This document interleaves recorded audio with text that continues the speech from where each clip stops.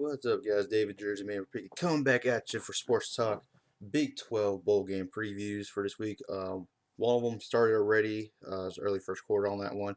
I'll just give a preview on that. It's Baylor versus North Carolina. What to expect for this game? North Carolina, second place at ACC, gave Clemson a run for money, one of the hotter teams towards the end of the season. Baylor choked in the end against Texas, played with a four-string quarterback, had a good season, but towards the end they stumbled down. They upset Oklahoma State and lost to TCU as well. Um, Charles Johnson's playing. He was hurt at the Texas game, so I mean that gives Baylor a little bit of help on the offensive side of the ball. My score for this game, basically, I'll say North Carolina on this one, 42-38 for that bowl game is the Russell Athletic Bowl.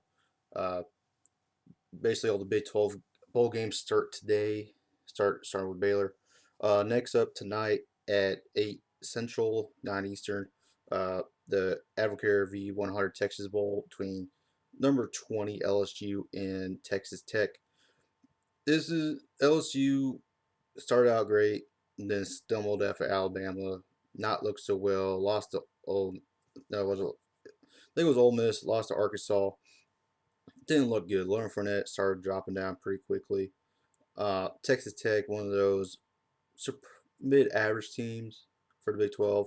Uh, Kareem Grant, one of the best players on offense. Same with Patrick Mahomes, who's uprising. Could see some potential of that going on. Um, what Texas Tech needs to do is stop Fournette. Stop Fournette, you win the game basically.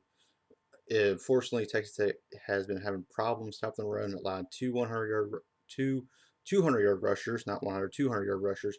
So that gives Leonard Fournette a chance to do it. I think they allowed against Arkansas and won the game. So there's that. If Tech can score the points quickly and often, almost every drive, they'll easily blow out LSU. I do expect Tech on the upset against LSU, 45-21. I mean, I don't expect it to be a blowout, but I mean, with the way LSU scores points, they don't score much if you stop them. Next up, New Year's Eve. It's a semifinal game. I'm going in order based on the calendar date. Oklahoma versus Clemson, rematch of the Russell Athletic Bowl last year. Um, this time is a different story. Clemson still the same team in a way with Deshaun Watson and all those boys over there. Clemson, the only undefeated team in the nation, won the ACC, not convincingly, but in a weird fashion, like always for the ACC officials. Oklahoma, the Big 12 champions, giving them a chance for the playoffs now. Looking good, looking hot, one of the hottest teams right now in the nation. They have an NFL caliber receiver, Sterling Shepard, two running backs with Piron and Mixon, and quarterback Baker Mayfield.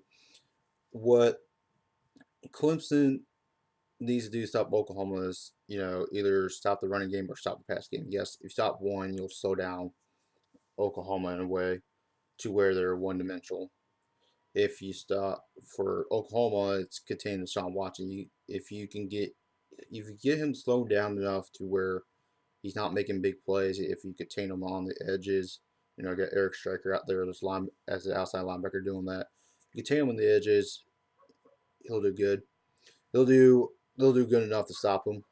I predicted this in the podcast. I predicted Oklahoma to win this 44 uh, 38. I think it was a close game. It's gonna be a close game in my opinion.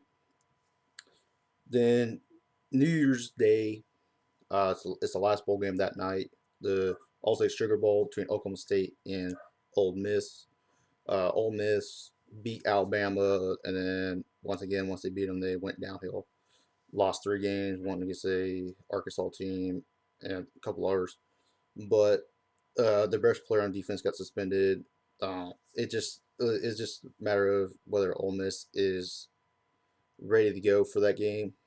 If they're gonna decide to be taking revenge from last year's blowout that they lost to against TCU. Oklahoma State was the dark horse I picked. Basically, they were picked fourth to win the Big 12, but some people have them dark horse as potential to win it all for Big 12. had a chance, but they in the end they just started slowing down, especially all the close games they had. For Oklahoma State, they got established the running game, just like the Dolphins. Unfortunately for me, their running game's not that good, which is kind of weird because they usually are. Passing game's always been good for them the past several years, like always. But they got to get that running game established, get their offense flowing. Defensively for Oklahoma State, they have to stop Treadwell, their best offensive player in in Ole Miss, one of the best receivers in the nation, considerably. Uh, Chad Kelly needs to be contained. Ogba and needs really needs to play his A game like he's always been. That potential first round pick that he is. For Ole Miss is make them run the ball or stop the run basically, and they'll slow down my Cowboys. I predicted Oklahoma State to win this one in the podcast as well. 42-35. Close game. I think Oklahoma State should get it taken care of in the end, especially getting a month off and playing November to remember in the Big 12 slate schedule. Then on the second, the Ozone Liberty Bowl between Kansas State and Arkansas. Kansas State, one of those teams, average at best. Couldn't win the games toward the end. Couldn't win when it needed to win. So Arkansas started out slow, lost to Toledo, lost a couple games here and there. Gave Alabama a run for the money, and started picking up towards the end like they did last year. And last year they took care of Texas no problem. I expect Arkansas to take care of Kansas State as well, no problem. In this game, it's just Kansas State, excuse me, isn't that type of team that I believe can handle Arkansas's running game, especially their running back. Arkansas's running back's pretty good this year, been pretty good the past couple of years. I got Arkansas 38-24 in this one. They are 12.5 point favorites. I do go to the spread on Arkansas on that one. This one coming up, the Vermillion Alamo Bowl. This is going to be a good matchup between Oregon and TCU. This is the game, one of these games I could not decide on who's going to win it because Oregon's hot, TCU's getting their quarterback back. It's one of those games you could flip a coin and be like, I'm not surprised. Right now, they got TCU favored by a point, so that tells you how close this game really is, how close it can be. Both of them hot, spread, fast-paced offenses. Both of them air it out. Both of them can run the ball. It's a matter of who's going to make the mistakes first, who's going to slow down first.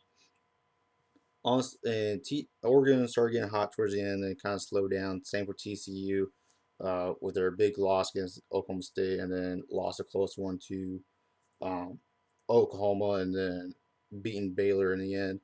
This is the game that I mean you you can flip a coin on this. This is honestly one of the I think this is one of the games you have to watch. You won't. I mean, if you like points, you're gonna watch this game.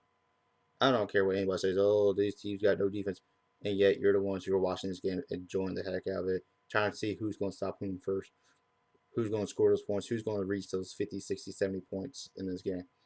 I I honestly think TCU's got this one. I think Boykin's going to be healthy. He's going to be good to go. He has Aaron Dobson, who's one of the top receivers in the nation again. So I got TCU in this one, 56-52 in a close game. And then the last game for the bowl season is West for the Wichita is the Motel 6 Cactus Bowl. Kind of desperate, I guess, in the name calling for bowl games these days. West Virginia against Arizona State, another Pac-12, Big 12 matchup. So that's what, three now, so or two actually. Basically, West Virginia had their ups and downs. They lost to all the big teams, the Big Four, I believe, the TCU, Baylor, Oklahoma State, Oklahoma, and Arizona State. Uh, Pulled a couple upsets this year. Looked supposed to be good this year. Surprisingly, went 6-6. It's one of those teams that you never know which team's gonna come out and play, whether it's the good Arizona State or the bad one. Same for West Virginia. You can stay with Stacey Howard in there. This is one of those other games you flip flop. West Virginia's 1 point favorite. It looks like. So I mean, it's your choice on the side on who to pick on this one. Honestly, I'll go with Arizona State on this one. I think they're good teams going to show up this time against West Virginia. I think problem for West Virginia is that they turn over the ball too much. I mean, they cost them games left and right against these Power Five schools. They cost them against Oklahoma, cost them against Oklahoma State. So it's one of those games that if West Virginia doesn't turn the ball, they have a chance to win it. But I got Arizona State winning this one. I say 45-42. Another close one, I believe. Um, if you like my channel, like, subscribe, the whole share it.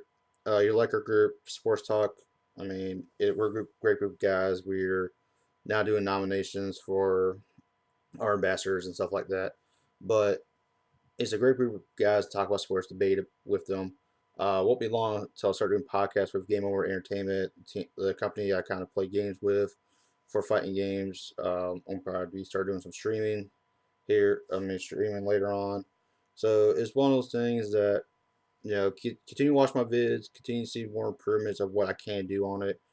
Um, but I appreciate you guys watching my vids later on in my blogs about the Big 12, especially calling a couple upsets here and there. Appreciate it. I appreciate some of you guys becoming now fans of the Big 12. Love the support for that. Uh, Now I just got to finish up with the Dolphins for their season. Unfortunately, it's not looking good. I got one more game left against the Patriots. Hallelujah. And then we could talk about candidates for coaches, what they need to do off season, who to draft, as that comes during longer the off season. But thank you for watching my vids. Appreciate you guys supporting me for the Big 12. And this is Jersey signing out.